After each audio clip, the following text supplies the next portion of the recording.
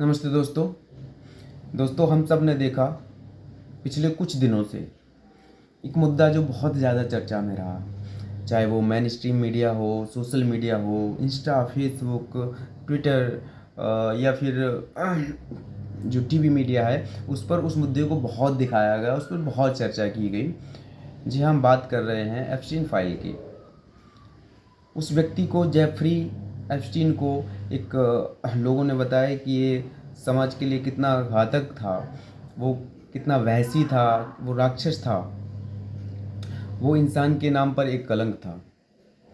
तो दोस्तों, मैंने भी सोचा कि मैं इस पे वीडियो बनाऊं और मैंने कई बार सोचा, लेकिन मुझे ये बहुत ज़्यादा अलग मुद्दा नहीं लगा। मुझे ऐसे नहीं लगा कि एक बहुत अलग मुद्दा निकल के आया है, इस पर वीडियो बनाओ। आप लोग सोच रहे होंगे ये कैसी बात मैं कर रहा हूँ, ये एक बहुत बड़ा मुद्दा था, इस तरह के केसेस कम हुए हैं। तो मैं आप सबको बता दूँ, इस तरह के केसेस आए दिन हज़ारों नहीं, लाखों, करोड़ों की संख्या में होते हैं। हाँ, वो बात अलग है कि वो जो हद से होते हैं, वो जो हिंसा होती है, वो जो यौन उत्पीड़न होता है, वो इंसानों के साथ में नहीं, वो बेजुबान पशुओं के साथ में होता है। दोस्तों, हम सब इंसानों की एक चीज़ हमने देखी है कि हम लोगों में मानवता तब जागती है, हम लोगों में इंसानियत तब जागती है, हम लोगों की नैतिकता बाहर आ जाती है जब किसी इंसान के बच्चे के साथ या किसी इंसान के साथ में कुछ गलत होता है।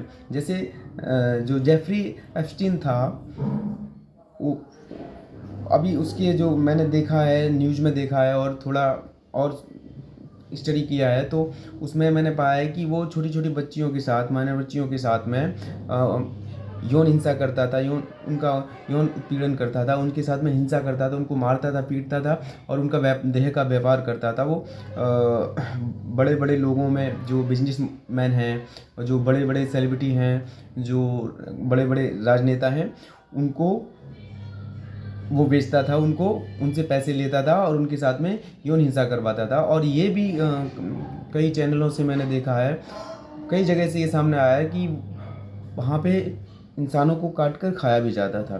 तो आप बताइए हमें, ये कौन सी बड़ी बात है?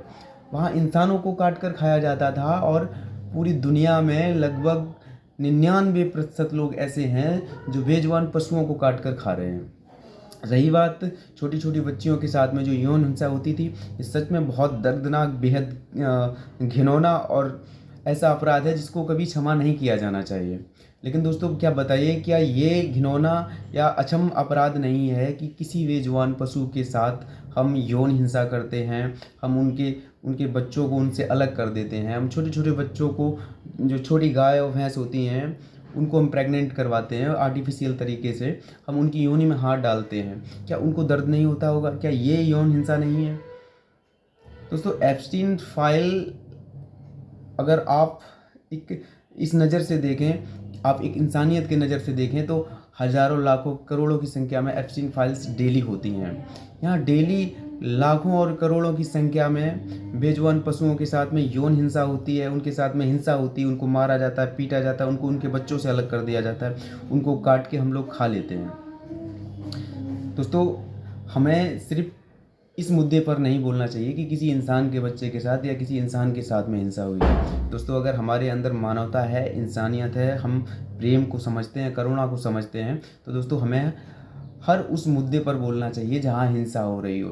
बेजुबान पशुओं के साथ अगर हिंसा हो रही हो, हमें उसका भी मुद्दा उतनी ही ईमानदारी के साथ उठाना चाहिए जितना ईमानदारी के साथ हम किसी इंसान के साथ हुई हिंसा का उठाते हैं। ये जो मेन स्ट्रीम मीडिया है, जो टीवी मीडिया है, या जो सोशल मीडिया के कुछ ऐसे लोग हैं जिनके बहुत सारे फॉलोअर्स हैं, मैं उन सब से कहना चाहूँगा, आप लोग कहाँ चले जाते हैं तब जब पशुओं के साथ में हिंसा होती है? आप क्यों इस मुद्दे को नहीं उठाते कि भारत जैसा देश आज विश्व में बीफ एक्सपोर्ट में दूसरे नंबर पर है?